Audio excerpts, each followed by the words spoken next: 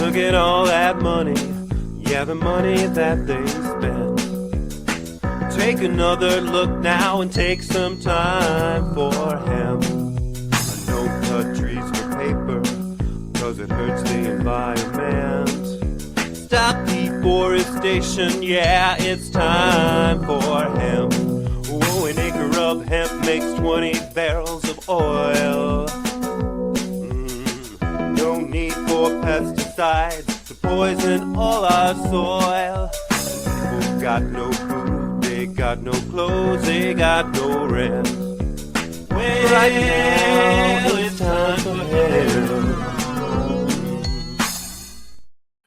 Thank you for taking time for hemp. I'm your host, Casper Leitch, and it is a brand new year. We're always excited to kick off the new year taking time for hemp. And we suggest that you do the same as well and make it a point to share us with your friends. If you happen to like this particular broadcast, please click the like button below and subscribe. That's how we get found. And of course, share us with your friends. On the program today, we are being joined by Byrne as my joint host. Al has been working as a joint host for Time for Hemp now for about a year. And he's got a great book out that we talk about each week. We want to make it a point to let you know about it so you can get it and share it with your friends. And also on the program is another joint host, Al Graham. And Al, we want to thank you for being part of our big broadcast. Al Graham is up in Canada. And up in Canada, he's got a program that's called PACE. He works with the PACE network, has been for a long time. And he can share more information about that. And we've got a fantastic guest on the program today, James Gierach. And James is going to be talking about a book that he has recently published. And I do want to make it a point to pass this conversation off to my joint host. We'll start with Byrne as my joint host. And don't forget out there, anytime you hear the word joint in the big broadcast, that's when you need to hit your pipe, your vaporizers, your bong, and of course your joint, and take time for hemp. Al? Thanks, Casper. Good to see you again, Al Graham. It's always Good nice see to you, have Al. another. Yeah, it's a bunch of Al's here, and we managed to keep it clean. Yeah. I'm really interested in this particular show because I'm an author, right? You see down here it says author. That's been an interesting experience to being an author. But I welcome you, James, as a fellow in the art that nobody pays any attention to. But I read all of the inserts and quotes and things that you said on your book. They're very intriguing. I agree with it. I'm sure we're going to go into a debate here, but I mean, your bottom line is, if I understand it correctly, is that we've had this war on drugs. It hasn't worked. It's time to do something else, which is so logical. And that's my experience with this war on drugs, is that logic has nothing to play in it. But I want to hear your arguments. And as we always say, our guest, I'm going to shut up, but our guest is who we really want to hear from. We'll pop some questions at you, but just go for it. And please concentrate if you can. I know it's war on drugs, I get it, but concentrate as much as you can on the cannabis issue. And welcome. Well, both Al's and Casper, it's really a pleasure to be with you in the company of three authors. My goodness, what trouble we could make. I'm a former Chicago prosecutor, which is what really got me interested in the subject of drugs, and going back into the early 70s, which is when I was prosecuting heavy criminal work in Chicago. I could see that the drugs that were being seized and the arrests that were being made were basically piddly. and the resources that were devoted to incarceration of people who were using cannabis or other drugs was really relatively minimal. And there were some people who were using heroin at the time, and methadone was the accepted treatment. And some of the defendants would come in and they'd be drinking these little glasses of orange juice once a day that contained the methadone, and life was not too bad. The gang problems were not particularly bad. Policing wasn't so brutal. And what I could see through the years as I prosecuted, that the seizures were becoming bigger, the demonization of drugs was greater, the penalties were increased, the drug availability increased, the number of people who were coming into the system increased, the number of people who were incarcerated and taken from their families increased. The drugs kept getting more serious. I recalled back when I went to Michigan State University as an undergraduate, and this would have been in the 60s. And the interesting thing where we had the few of the hippies who were walking around in sandals and looking like maybe they could use a shower, but not causing any trouble. And it was in the days of quote unquote ditchweed. And it wasn't causing any trouble. There was no violence. People were maybe throwing their frisbee around and walking their dog and going to the park, but it wasn't a problem. But through these years of prosecuting, I could see that we were going the wrong direction. Instead of less drugs, we had more drugs, new drugs, LSD and PCP and angel dust, and then fake marijuana and K9 and these things that were made synthetically that supposedly were to mimic cannabis or hemp or marijuana, and had nothing really to do with them, that were causing problems. So my interest really in the drug problem was because the violence was increasing, because with prohibition you increase the value of substances, and you end up encouraging people to go into the drug business. And so we ended up with more drugs, more violence, more guns, which led me to the conclusion that not only was the drug war not working for its intended purpose to keep people from dangerous drugs, but it was embracing non-dangerous drugs like marijuana. And it was forever getting bigger. So I came to the conclusion that prohibition, instead of tending to reduce harms, tending to reduce addiction, tending to reduce use, availability, potency, it instead delegates the control of substances to the bad guys. And they decide what drugs are being sold, how much they cost, what's available, what is contaminated with no government oversight, no government regulation, no government control, no taxes. So early on, I came to the conclusion that the war on drugs was drugogenic, corruptogenic, and criminogenic. And as the years went by, things only became worse. And so I was giving speeches. I ran for public office. I ran for state's attorney of Cook County, which includes Chicago, on the idea of drug policy reform. I then ran for governor 2 years later in the Democratic primary on the idea of drug policy reform. And back in the 90s, it was very difficult to suggest that we should do something other than zero tolerance and strict drug prohibition. And if you tried to do it politically, well, you were dead in the water, which meant nobody was talking about any significant changes in drug policy. Well, back in the 90s, there was a fellow by the name of Donald Trump. And at the time, he commented on the war on drugs, and he said the war on drugs is a joke. that we're losing the war on drugs, and that the only way to do anything sensible and to take the money away from these drug cartels is to legalize drugs. Well, jump forward and convert a businessman into a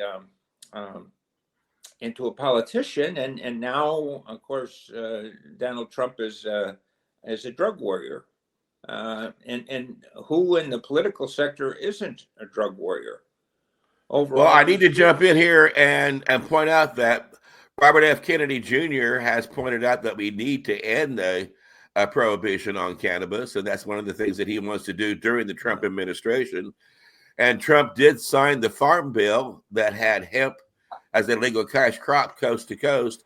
And Trump has recently talked about the need to end cannabis prohibition. That's all I wanted to say at this point. Go ahead. Okay. So anyway, we had hoped that Biden was going to do something on marijuana.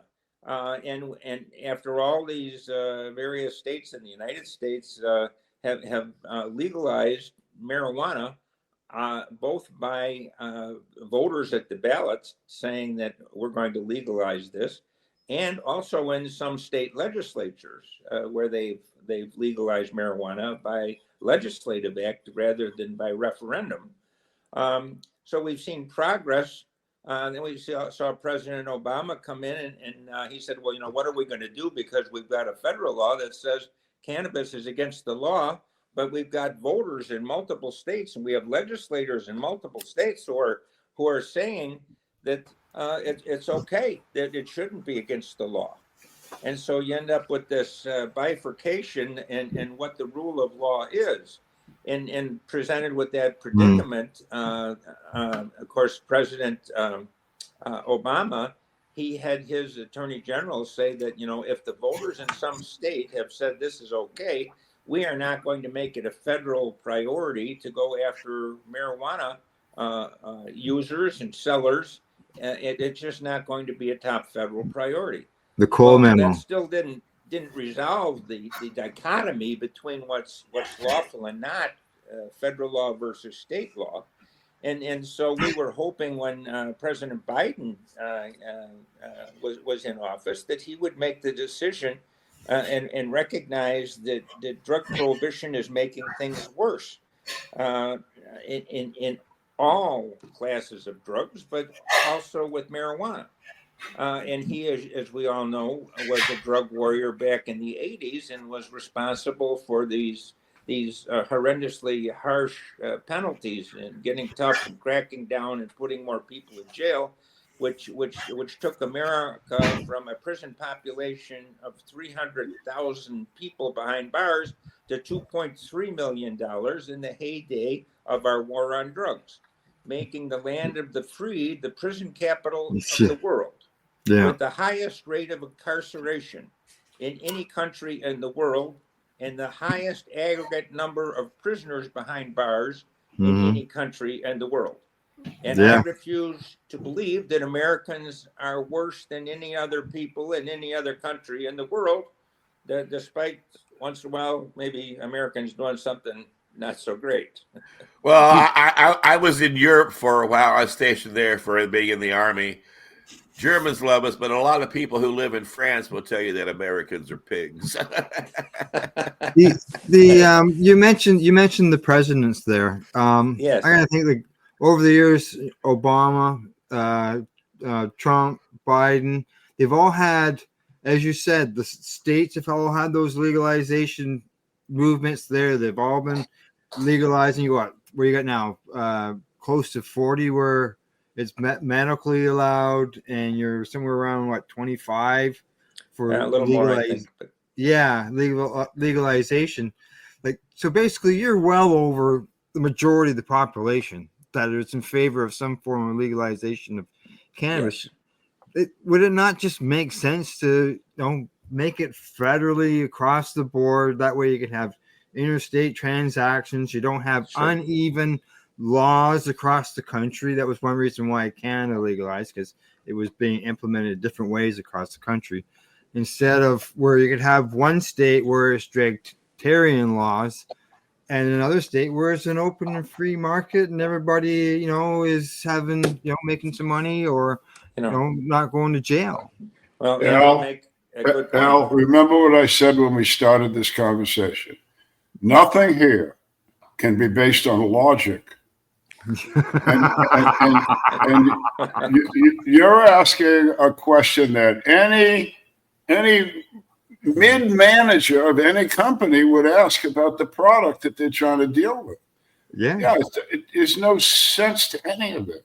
Nothing. No, I Yeah, know. drug laws so often are nonsensical. During the Ottoman Empire, back in the 1600s, it was a death penalty offense to smoke tobacco. Oh, They would execute you.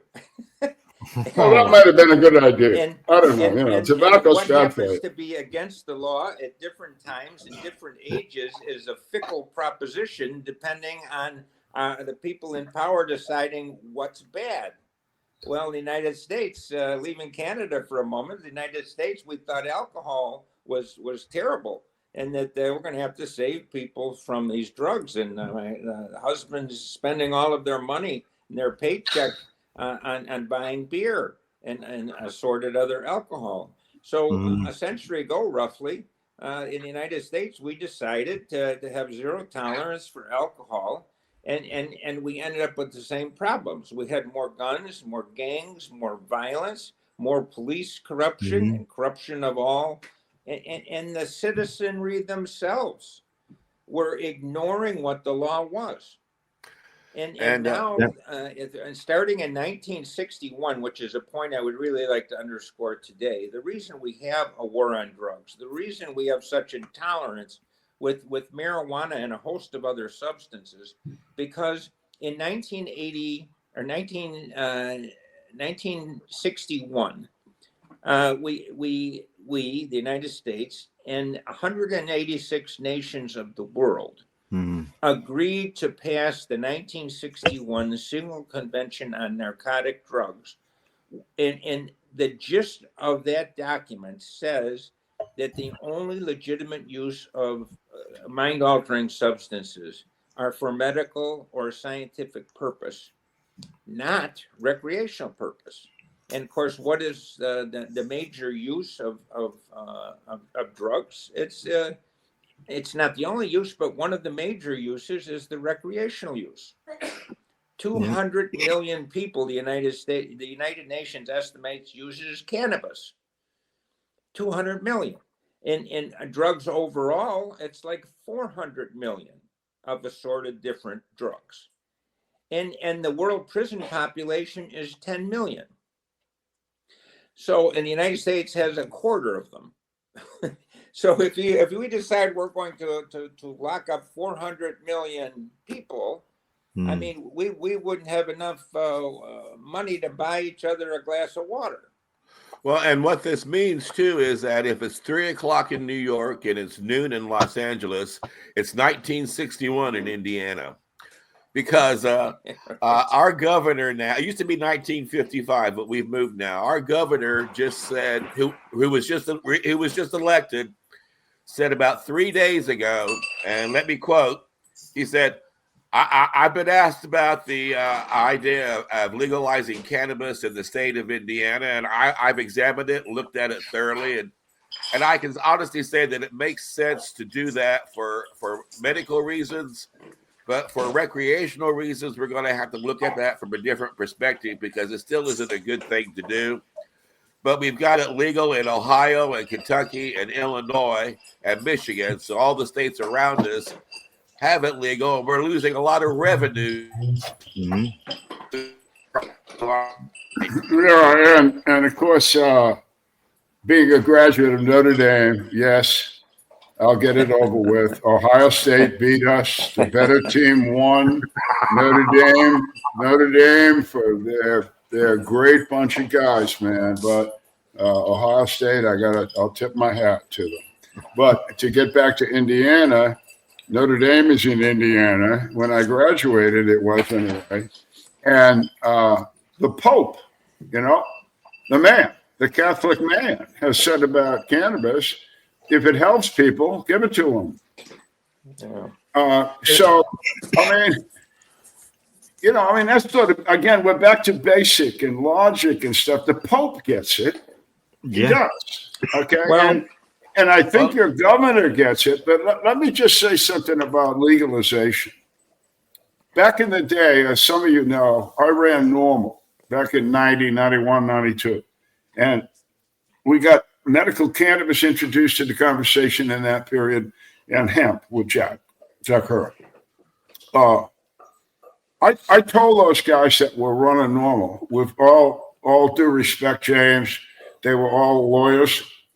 I said, you guys, you're not doing this right.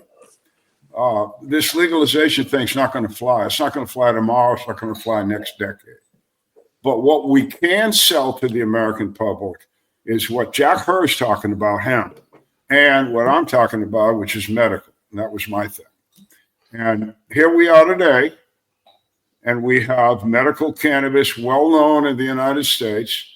And just for those listening, there is a minimum of 27 countries in this world that have cannabis in their medical pharmacopoeia, meaning that their doctors use it all the time for everything. So it's not an unknown factor in the world. It's just an unknown factor in the minds of the people that are in our government, almost none of whom have any medical training at all. They're not doctors, they're not nurses, they're not scientists, they're not pharmacists, they're lawyers. Again, excuse me, James, but that's what lawyers do. They make laws. That doesn't mean that the laws make any sense, and that's what we're talking about. That's what James is saying.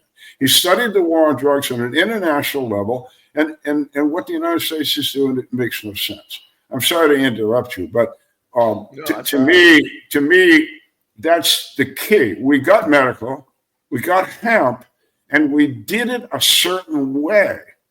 Medical came into the world through education. Hemp came back to the United States through education. The legalization effort has not tried to educate anyone. They just stood up and said, and yelled like Americans do when they're not being paid attention to, and said, I want it legal. Ain't going to happen that way. So your approach is much better. It's much more intellectual. It's based on solid international experience. And so please continue.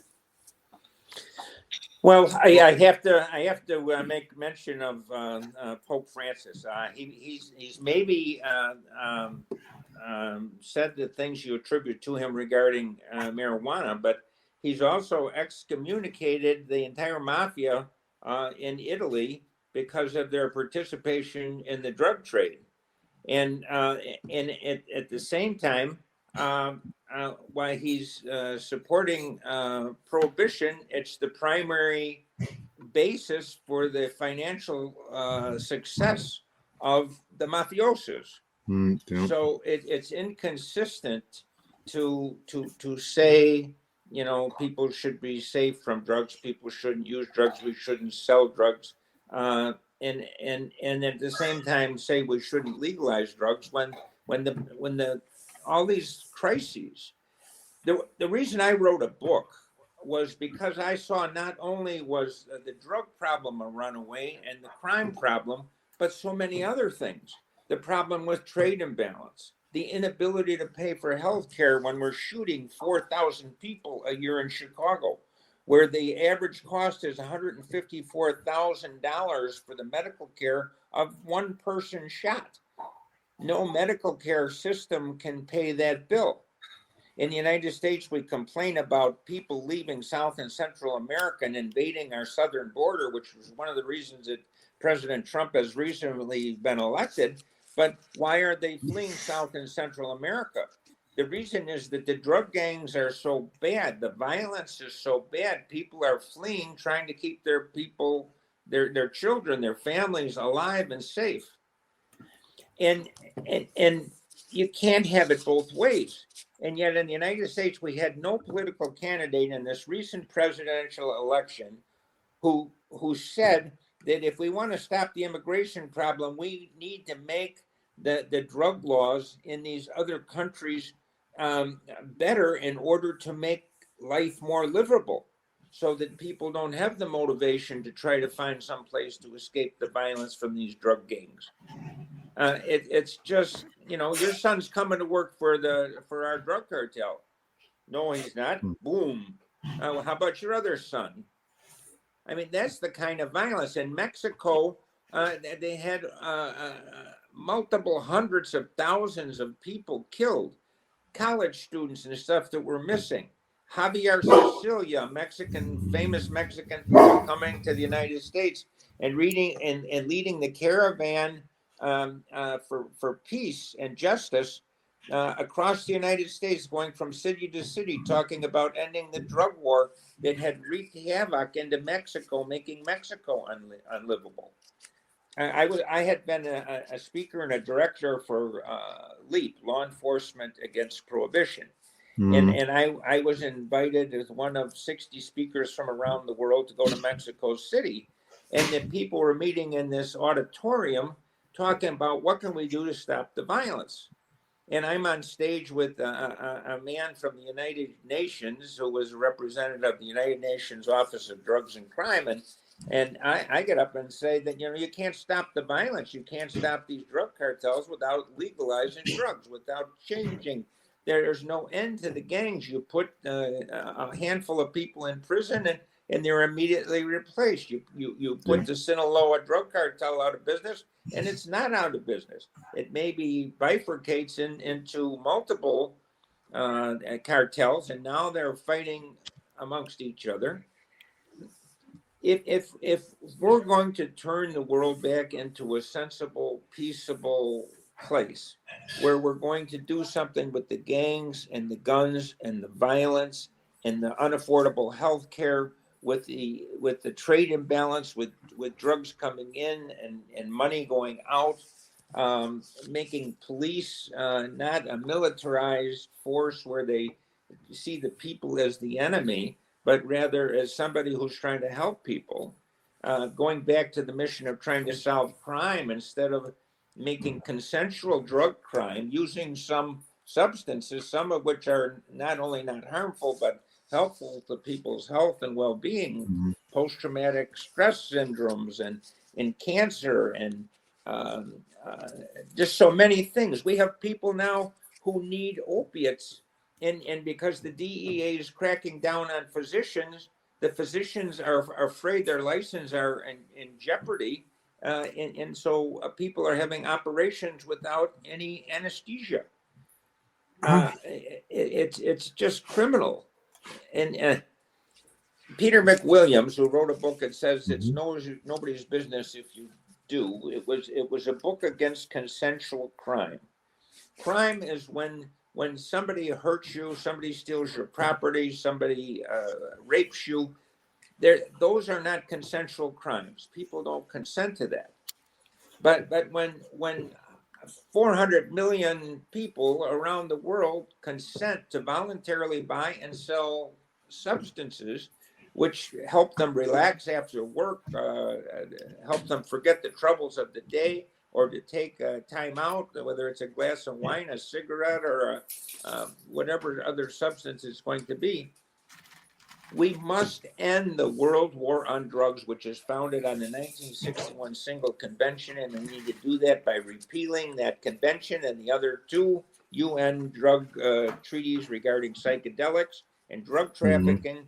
And governments need to start to regulate and control dangerous substances, putting labels on so you know what's in substances, so that you know which ones are harmful and which ones aren't harmful, which ones are medicine or medicine-like, and those which are not. Well, you got me going. James, let me throw a question at you, James. Sure. We're talking about cannabis and we're talking about drugs, but cannabis is a plant. It's not a drug. Yeah. So is poppy, the poppy plant, and the coca plant. Yeah. Coca plant. There's still processes involved other than like the cannabis, and just go grab it off the field and consume it right there and then, right? Well, again, my point around here is the conversation going forward. The men that and women that are going to decide whether cannabis can be legalized or not, right now, as we sit here having this discussion, see cannabis, marijuana, probably to some of them, as a drug. They do not understand it's a plant. When Louisiana legalized the use of growing cannabis in Louisiana a couple of years back, they assigned the job to the Department of Agriculture because it's a plant. So what I understand internationally is that just as 18 months ago, the summer of what, 22, James, the United Nations and WHO decided that they would deregulate cannabis and turn it loose on the scheduling system, and also understood that it's a plant and it's going to start handling it that way. So my long-term solution has been, and you guys have heard this, James haven't, but when you start to talk about legalizing cannabis, I think what you really ought to start talking to the lawyers in the Senate and the Congress about turning this plant back to the Department of Agriculture and let that department handle it like they handle every other thing we eat and grow in this country and around the world. I've been in this shit for 40 years, and I have never, ever understood what this is all about. I know the theories. I hold some of them myself. But this whole thing has never made any sense to me, and it has never made any sense why a plant has been so denigrated, and it's such a wonderful tool. I have often had conversations with clergy, let me just put it that way, priests and ministers and rabbis, and with the exception of that wonderful rabbi in D.C., most of them are stone deaf. But I've asked them many, many times, they don't want to talk about cannabis. Cannabis is bad. And I said, so God fucked this one up? He fucked this one up. Everything else in your world with your God is fine except cannabis. Why did God fuck this one up? And they have no answer because there is no answer. Right. So anyway, James, if you could go international a bit on us. Thank you. And before you do, well, James, let me say, somebody's doing dishes in the background. I can't see what's going on, but I keep hearing dishes being cleaned or worse, or something's going on.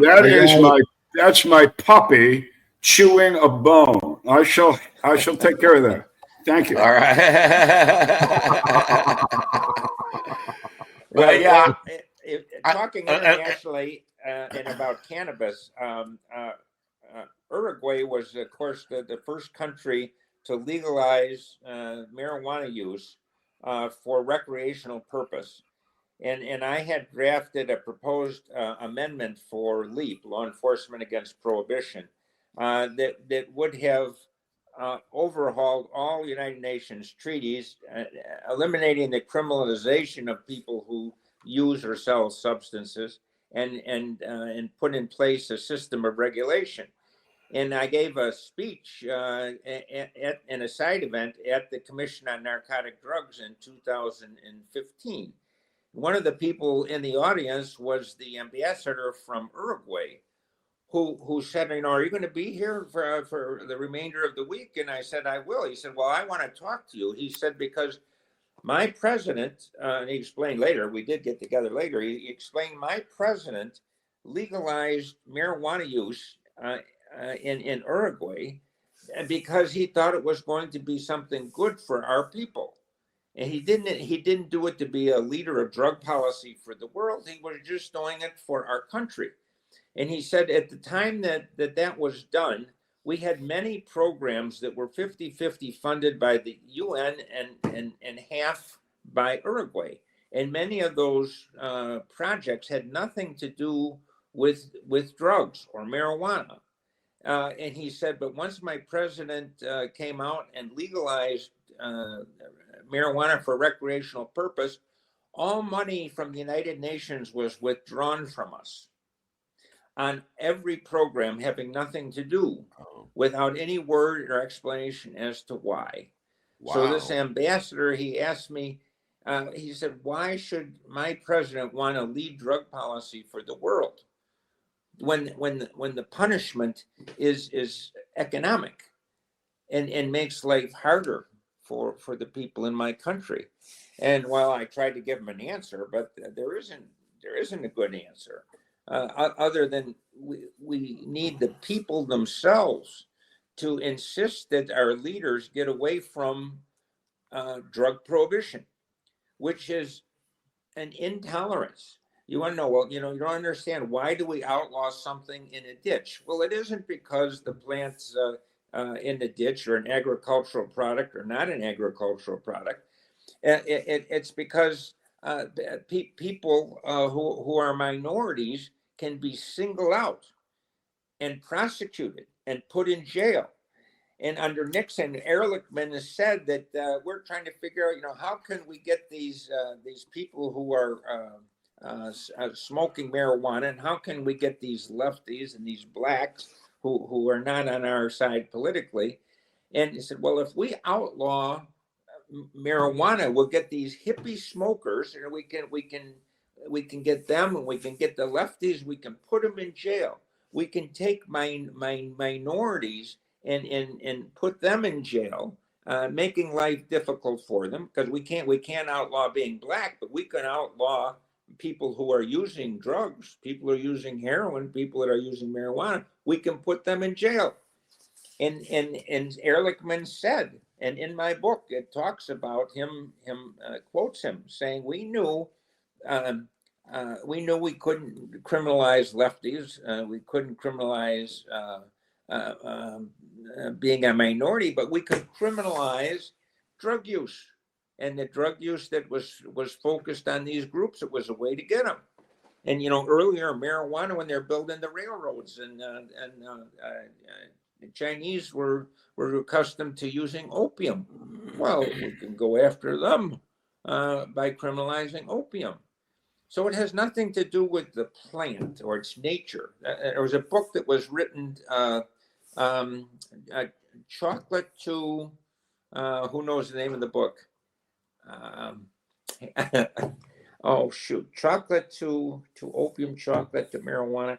But all of these things that affect people psychologically, that have all these different attributes of things that grow on plants and otherwise, that politicians choose to make illegal. And it makes life miserable for just so many people in so many different ways.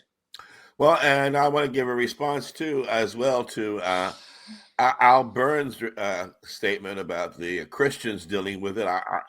In today's world, there's so many Christians that are saying, with what's going on in the world stage, that Jesus is soon to return. We're going to have the rapture any minute.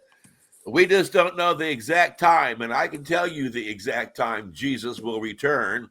It'll be when marijuana is finally legal, because he and his dad are the biggest cannabis producers in the universe, and his father originally created cannabis, and Jesus would probably be arrested the moment he put his foot down on earth. That's why. So you want Jesus to come back? Make cannabis legal. Grow organic dope. God, grow organic dope. At the wedding of Canaan, it was said that they ran out of wine at the wedding feast. And the custom was always to serve the best wine first, and then the wine that wasn't quite so good later on, when people had already had a little, and they might not notice whether this was the cream of the crop wine.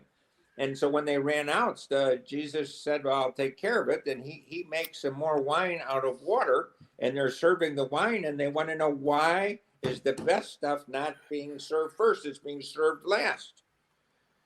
And then years later in the United States, of course, we outlaw that, except the Christian Brothers were an exception. They were the only ones who could still make the wine during our first prohibition round. Now I'm gonna ask a question based on one of the chapters in your book, and it says, why is it so hard to change bad drug policy? There are 7 reasons that I list in that chapter, and one of them is the economics that I kind of already brought up when I talked about this guy from Uruguay, this ambassador. The United States, with Anslinger, when they first went to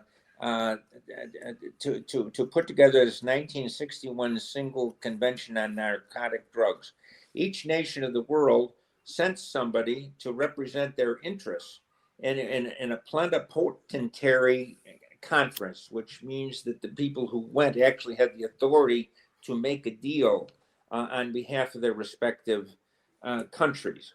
And when they did that, Anslinger from the United States, sent there by JFK, who was it that earlier had been the head of the Bureau of Alcohol, which became the Bureau of Narcotics, Right.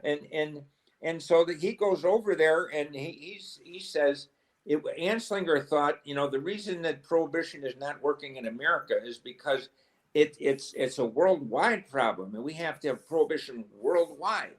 And so he wanted to see it inserted into the treaties that it was criminalized if you use substances that we deem are bad. And well, some nations didn't go along. I mean, some nations grew these things, the opium and cannabis and this and that. And so that if they didn't cooperate, said, well, this could affect your foreign aid. And so they used that as a way to twist the arms to get countries that didn't want to participate in this 1961 single convention on narcotic drugs to participate. So one of the reasons was economics. That's one of the reasons it's so difficult to change.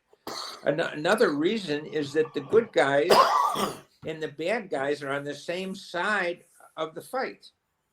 If you're in the drug business, if you're a drug dealer, if you're a drug cartel, you want drug prohibition to continue because it's the foundation for the business. If you're a mafiosa, you want drug prohibition to continue. It's the foundation for the business. But if you're a preacher, you want people to stop using drugs. If you're a policeman, you want the people to stop using drugs. If you're a policeman, we've expanded our narcotics unit from 2 people to 100 people. In the town near where I live, they put up a $2 million police department without it costing the people any money. Why? Because we confiscate the assets of drug dealers and we give them to the police. Half goes to the feds and half goes to the local police agency. So if you ask the chief of police from that neighboring town, are you in favor of the war on drugs? Oh yes. Well, unfortunately, with prohibition, we've got drugs all over the place. So it's another reason the good guys and the bad guys are benefiting. If you're a prison contractor, you're in favor of the war on drugs. If you're law enforcement, you're in favor of it. If you're a politician, you're in favor of it. If you're a drug counselor, you're in favor of it. It's a way to get money to the good guys, and it's a way to get money to the bad guys.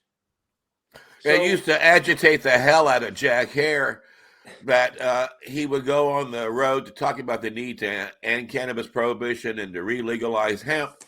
And he would get donations from growers, but he also said the growers really don't want it legal, Casper, because as soon as it becomes legal, they can't make the money that they're making now. And he said it's difficult when you're fighting your own people.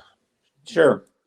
And then there's the morality aspect where if you are using drugs, it's an amoral thing to do, not amoral, immoral or amoral. And so in the United Nations treaties that I've been speaking of, they actually say addiction is an evil. And when you talk about evil and you talk about intolerance, and we have to have not just intolerance but zero tolerance. Well, zero tolerance is the opposite of understanding, of not understanding this person who's using drugs had been raped or physically abused or had come through a war and they've got post-traumatic syndrome or has some horrible painful health affliction that requires them to use a drug that healthy people wouldn't. And and then the intolerance becomes so intolerant that eventually intolerance rather goes to misunderstanding, and to the point where it becomes war. And so we now have a world war on drugs, which is the manifestation of intolerance and lack of understanding, lack of empathy, lack of caring about one another. And you can't end that war on each other without restoring caring about one another. Well, and if addiction is evil, what do they do about sugar? Well, it's a good point. Right. I mean, you can't outlaw sugar. I mean, you might as well outlaw gravity. Right. I mean, that's what we tried to do with drugs. We tried to outlaw them. You can't outlaw what God put here. Now, sugar, I look at sugar because it's everything else seems to be something that gets, you high, gets you stoned or whatever. Sugar doesn't do that, but yet it is something that's bad for us to consume. Well, actually, I think morphine, and the book was Chocolate to Morphine. And these other substances, including sugar, is listed in that book because it does give you a boost. Nicotine in cigarettes is a mind-altering substance. Chocolate. I take chocolate and Oreo cookies, and so does Oprah. She eats a row of. She gets high on marijuana, and she says she eats a whole row of the sugar rush of Oreos. So I don't know whether it's the sugar in the cookies or the chocolate. Well, or maybe the I just cannabis is good for her, but those cookies suck, man. She shouldn't be eating that stuff. I found a recipe on how to make Oreo cookies with cannabis. So. Oh, there you go. Well, and I can understand. That's why I quit bringing Oreos into the house, because I live alone and I'm the only one who's eating them. And I never sit down and eat 4 or 5. I sit down and eat one row. And the next day I eat another row. Hey, I just 3 days. Since we're talking about Oreos, I just saw this internet thing the other day. This guy's got an Oreo. This is for you, Casper. This guy's got an Oreo, and he's got one of these little blow torches, chefs cook with, and he puts it on there for 5 seconds. Nothing happens. Right, he puts it on there for 15 seconds, a blowtorch. Nothing happens. It just turns sort of black a little bit, but nothing melts. Casper, as an old friend, stop eating that stuff. Yes, exactly. Because I saw that on the internet too, and it made me wonder, what are these things made of? Well, give it some serious thought. But cannabis, as we know, is good food. The cannabis seed is remarkable for its ability to nourish, and I hope that would be one of the other reasons besides economic, James. That what's holding this back? Is it have anything, in your opinion, to do with competition from food industry people? Well, I once early on wrote to the booze industry and to the tobacco industry because these are consensual things people did, to ask them to help with drug policy, and that was such an ignorant thing to do, because and marijuana is a competition for booze. In many of the referendum states out in the West, particularly, they started using as a campaign device, treat marijuana like wine, or like wine, and it was very successful in helping pass these referendums in many states. But one mind-altering substance can become a substitute for another, injecting economic competition between substances. In Illinois, I mean, my goodness, we're I don't want to say the numbers without having seen them recently, but billions of dollars are going into recreational marijuana, And let me speak to that for a moment. What happens when we legalize a substance, and we have much of the population in these cities where it's being legalized, taking away the income from the low-level drug dealer who's out there peddling something as innocuous as marijuana. Well, I can answer that real quickly because, Go like ahead. I said, I'm right next to Illinois, and I had friends who said that they're going up to Illinois. We're going to stop at a dispensary. If you want us to get you some really good herb, let us know. So they told me the dispensaries they were going to go to, and I called up there to find out how much an ounce was of their good primo stuff. $225. And I went, excuse me, I can get a good ounce of primo marijuana on the black market for $125. To which he said, yes, I know. It's hard to compete with that because we have high taxes to pay when we open up the dispensary. We have to cover the cost of our license, and we got to cover the cost of employees and rental. And we cannot compete with the black market. Yeah, we're having the same issue up here. Sure. I mean, it's all about economics. It's economics that drives the drug business. It's the economics that continues the drug business. It's the prohibition that makes it economically advantageous to make more money than anything else you can do in life. Nothing pays so well as drugs and substances that people want that are prohibited.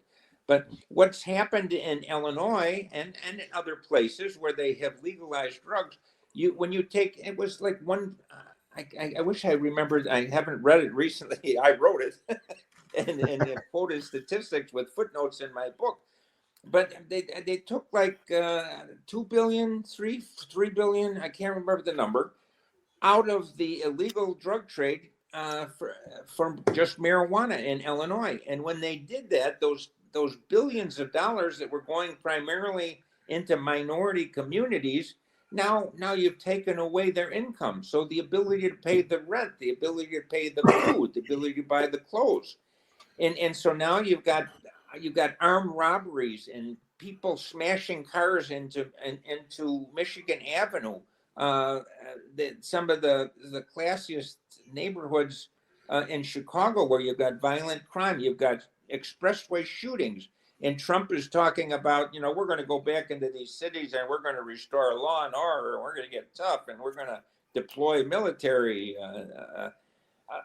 It's what I call it. It's the withdrawal from prohibition and a prohibition economy where we've had, in effect, federal drug war revenue sharing, where the economy has become drug war dependent for the people with these jobs in diverse things, the prosecutors, the defense attorneys. Actually, what he's going after at this point is the 22,000 illegal migrants that have come into the city. And because the mayor is now giving the money that was set aside for the black communities and the Hispanic communities to house and feed the illegal migrants, and the illegal migrants have taken up any legal jobs that they had, and they're getting free housing, a lot of them, whereas the black community and the Hispanic communities are not. What they're going after is not the drug dealers, and they're not focused on the drug black market. They're focused on the illegal migrants that are in there that are now being subsidized by the city resources that used to go to the black community, which is why many members of the black community and the Hispanic community in Chicago did rally around the Trump administration coming back in this time around. And they are eager for the removal of the illegal migrants, which I have no problems with migration. And I do believe in having legal migrants in our country. Our country was built on migrants. But when you have a sudden influx, and I do mean a sudden influx of 20,000 migrants coming into your city, that's quite a burden on the tax structure. Here in Indiana, down this road from me, 75 miles in Seymour, Indiana, there was a town of 1,200 people. And now it's a town of 4,500 people because they moved in a little over 3,000 illegal migrants. And they are now working for the Tyson Chicken Company. And the people that used to live there can't. And I can tell you, me being on food stamps, I only get $150 a month on food stamps. But a migrant, an illegal migrant in Seymour, Indiana, my age, is getting $285 in food stamps because they are an illegal migrant. And so that's what really has people up in arms. And I think if you get the 20,000 people that suddenly influxed into Chicago, that might cause the crime problem to go down. Well, James has got an important point there. You kind of digress from it. Sorry. What he's essentially saying is that when cannabis got legalized in a state, that put a lot of people out of business, basically. Right. That's true. And that's just a general statement. But then he's also saying, I think, the government or somebody's at fault here, because if you're going to do that, and we want that to happen, we got to have some place for this underground economy to go. They still have their kids to feed. They still want to pay their rent, all those things, right? So, the idea that part of the idea here on the reluctance of government, state or federal, may be exactly what James's point is. I haven't heard this much before, but I think it's very important, what you've just said, that if we're going to take a job away, okay, then retrain the guy. Take care of that family. He was over here, might have been illegal, but they were doing okay, and now they're not doing okay. Well, we got to. So there's responsibilities here that are really difficult if you approach this from a government point of view. Yeah, I really agree with both of the observations that the two of you made, Al and Casper both. I mean, there's no question that what's happened at the United States borders and the immigration problem have dramatically affected the outcome of the 2024 election for President of the United States. And there's no question that the reason that some of the black voters in this election moved to Trump out of the Democratic column was because they could see, we have needs for our people, and we see people coming across who aren't here legally and who are getting benefits and are being helped, and we're trying to be a welcoming city and refuge for these people. But what about our own people? But then, as Al noted, I mean, these people who used to make their living were these kids, 16 years old, were the ones who were paying 2/3 of the rent bill on the house of some woman who's working as domestic with 4 or 5 kids. And we take away that. Years ago in the United States, we had federal revenue sharing, and the federal government would take big chunks of money, send it to the states. The states would then send it to local units of government like counties and cities and villages. And then the cities and villages would be able to hand out this money to library districts, park districts. They could use it really as they chose. And some of those monies were used for better purpose than other. But in effect, with our drug prohibition policies in the United States, we have created this opportunity for employment, for promotion, for limitless income, for making kids decide, well, I can make more money in the drug business than I could do by going to school and flipping hamburgers.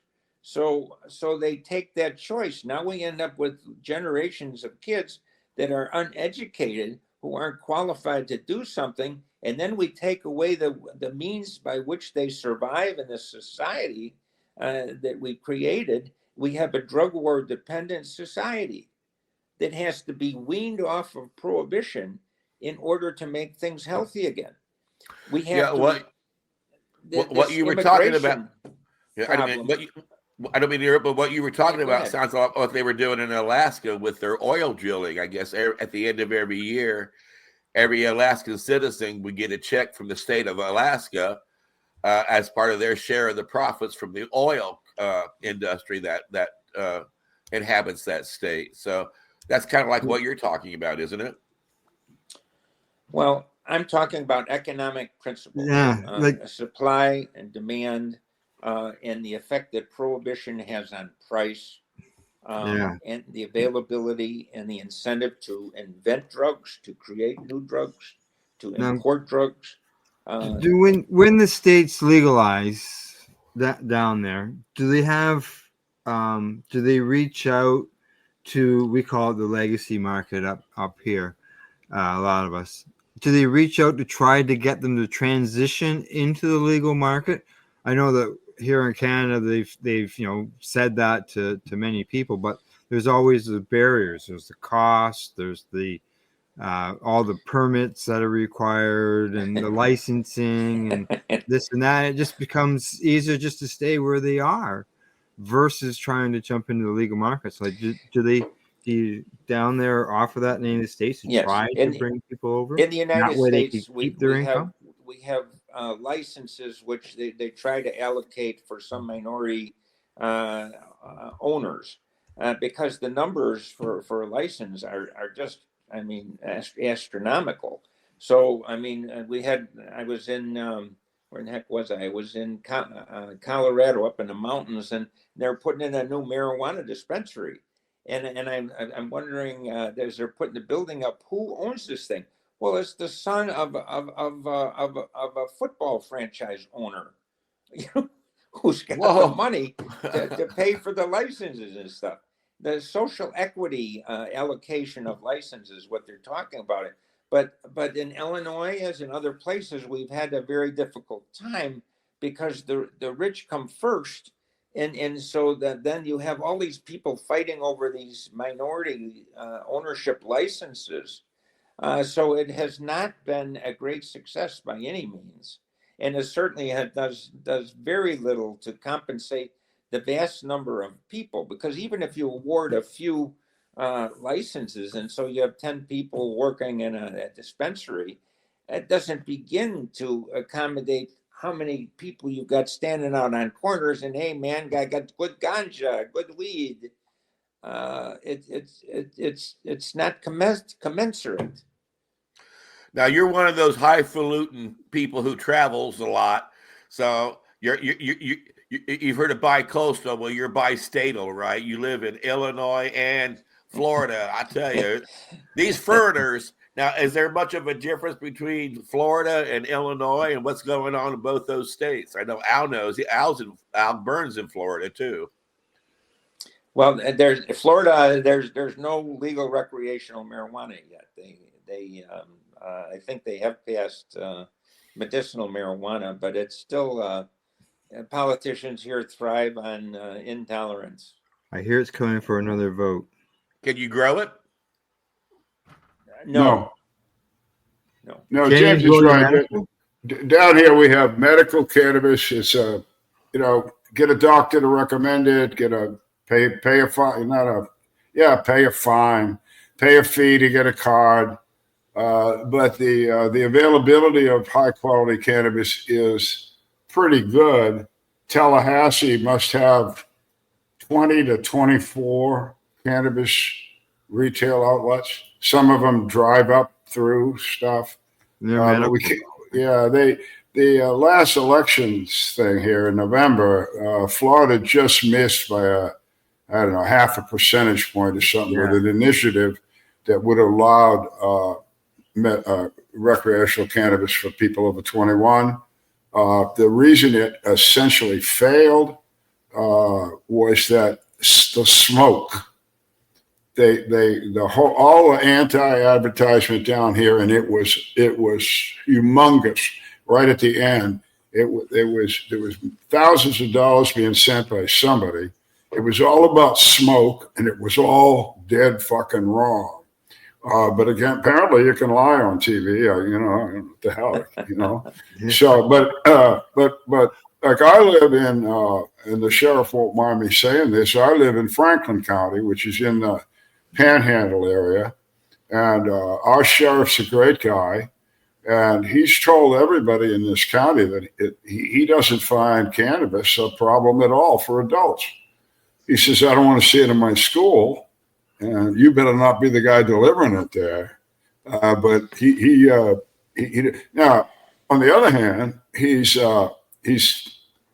rightfully so, in my opinion. He spends all of his time, as far as I'm concerned, the drug guys here, chasing down methamphetamine and fentanyl. Yeah. Yeah. So there is some logic, even though I'm contradicting myself, at least at the local level. But here you're dealing with a sheriff who knows his people. He knows how they react to different things. Alcohol here is, I live in a town whose slogan is unofficially a little drinking village in Florida with a fishing problem. But again, they define themselves as a drinking village. He's a fisherman. These are shrimpers and oystermen, and they're a rough crowd, and they do a rough job, and they're great people. Anyway, enough of me again. Well, and Al Graham, I know from one to the other of our next new state, our 51st state soon, right? Well, you missed that poll, didn't you? You want to tell us how it is up there in our next new state? Marijuana legalization is inevitable. Marijuana legalization will be everywhere. We have reached the tipping point where we have won over public opinion. People realize that it's foolish to be outlawing something that's helpful to people, that people can use recreationally, responsibly, that people are not dying from, and it is unstoppable. That sounds like a good place to end. But before we say adieu, James, is there how about pushing your book one more time? How do people buy it? People can go to Amazon and simply put in the name, The Silver Bullet Solution. Is it time to end the war on drugs? And the answer to that is yes. And buy the book, read the book, write a review, and accelerate the end to the war on drugs, which is a world war on drugs that's been going on since 1961, our longest war in the history of the United States. That does immeasurable harm to people around the world, that is unstoppable without reforming international drug policy and national laws, which are put into place in furtherance of those international treaties. Prohibition. Al Capone is in favor of prohibition, and the good people in America and around the world should be against prohibition. Amen. Yeah, and prohibition. Well, thank you, sir. That was a great conversation. Yeah. It's an honor to be with all of you. Byrne, you want to do a plug where your book too? Why we got you here? Who, me? Yeah. I'm not. I've looked at excerpts of James' book, and he's far more studious, intellectual. All his nice words. He's a good writer, very precise in what he's trying to define. I tried to do the same thing and for country and cannabis, but I got a different book. Mine is a story basically. It's a history book. It tells you how did medical cannabis come to be anyway. This stuff just doesn't happen. So I wrote down this book because I wanted the people that did the trench work, who nobody knows, nobody will ever hear of us if I didn't write this book. So I wrote the book. I want them remembered. And that includes not only healthcare professionals, but a lot of attorneys, James, certainly patients, soldiers, all kinds of people who got what we have now. And a lot of people, again, take it for granted. Don't take anything for granted. So it's a history book, but it also, I hope, would provide most of you with knowledge about the cannabis plant and its medical benefits that you've never heard before. I know you think you all know everything. You fucking don't. And the problem that James and I have is that this is about right now. This is from my publisher. Only about 30% of high school graduates in the United States, Al, I don't know about Canada, but only 30% of high school graduates ever read a book again. Yeah. And that doesn't get any much better for college graduates. You go get a college degree, a university degree, the number jumps up to about 40%. So only 4 out of 10 college graduates ever read another book again. This is why I started out years ago using education to get to people that don't read books. But anyway, I wrote mine, and I want you to read it. And just like James, the best thing you can do if you like a book, and James brought it up, is write a review. Just a sentence. I like this thing. This guy helped me. Anything at all. We would appreciate it. And our message then, and the message you're probably agreeing with, gets a little broader, and it educates, and there's a ripple effect, I guess. All right. So again, James, it's been a pleasure. Always with my 2 friends here, but you've helped us. You've given me a lot of things to think about. I'm paying attention here, and we'll try and do our best to spread your message as well. So thank you. And thank you to all of you. And Al Graham, you do a lot of work with the PACE Broadcasting Network, and you are busy getting the message out. Why don't you let people know more about your work and how to find you? Well, you can find the Pace Radio Network at paceradio.net. I am also involved in another project called the 420 Pace Project, where I'm involved with other content providers and getting the word out to make our voices even louder. As far as the Pace Radio Network, we're doing approximately 6 or 7 broadcasts a week. That runs from Sunday through till Thursday. We don't have a show on Fridays.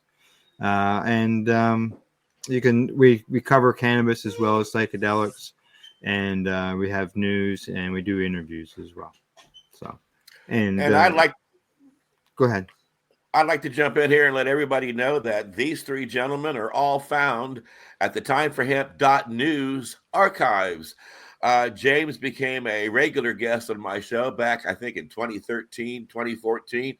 When we started doing the global broadcast of Time for Hemp. And he was a part of LEAP, Law Enforcement Against Prohibition at the time. And Al Byrne was busy working with patients out of time. And he also produced a show on the broadcasting network at Time for Hemp. And Al Graham was a very frequent joint host. There's that magic word, joint host, here on Time for Hemp. And they are 3 of my oldest and dearest friends. I count myself blessed to have them as part of our broadcast. Saying that, too, let us all do a little quick remembrance of Peter Criss. He left us here shortly. And Peter Criss was one of the founders of Law Enforcement Against Prohibition. And Peter would come on every Wednesday as a joint host. And we interviewed people from the Law Enforcement Against Prohibition organization. And his work was also very important to this movement. If you like this broadcast, please share us with your friends. Again, hit the like and subscribe button below, and do make it a point to let everybody know that it is Time for Hemp. Look at all that money, yeah, the money that they spend. Take another look and spend some time for him. Don't cut trees for paper, cause it hurts the environment. Stop deforestation, yes, it's time for him. Whoa, an acre of hemp makes 20 bales of oil. No need for pesticides to poison all our soil. People got no food, they got no clothes, they got no rest. Well, time for help! Yeah!